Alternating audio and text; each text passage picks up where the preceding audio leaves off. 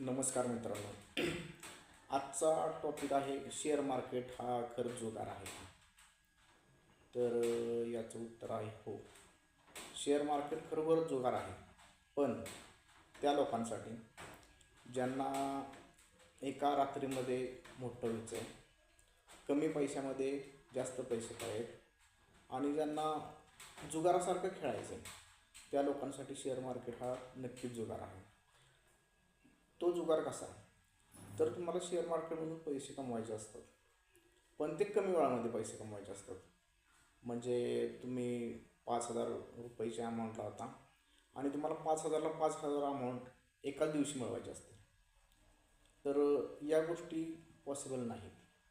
कारण बँक तुम्हाला ज्यावेळेला तुम्ही बँकेमध्ये एफ डी ठेवता, तर बँक तुम्हाला 8% व्याजदर देते.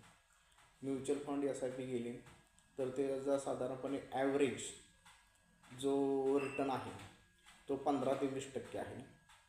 आणि असं असताना तुम्हाला एका दिवसामध्ये रिटर्न्स पाहिजे असतात डबल.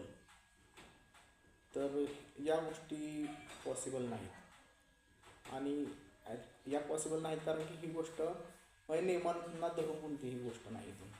तर आपल्या महाराष्ट्रामध्ये लोकांची अशी विचारधारणा झालेली आहे की शेअर मार्केट हा एक जुगार आहे.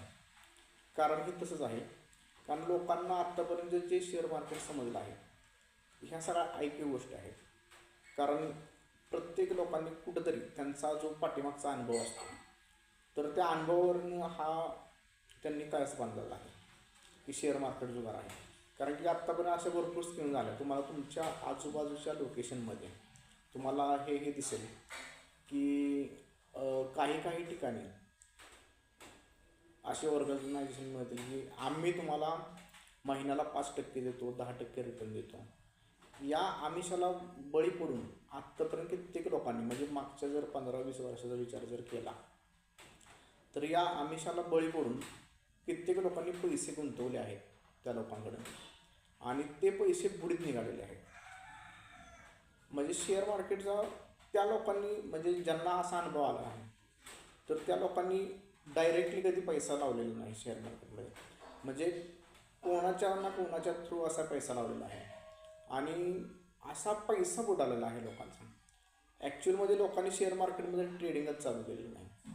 आत्ता जर पूर्ण भारताचा विचार केला तर गुजरातमध्ये प्रत्येक घरामध्ये ट्रेडर्स आहेत, इन्व्हेस्टर आहेत.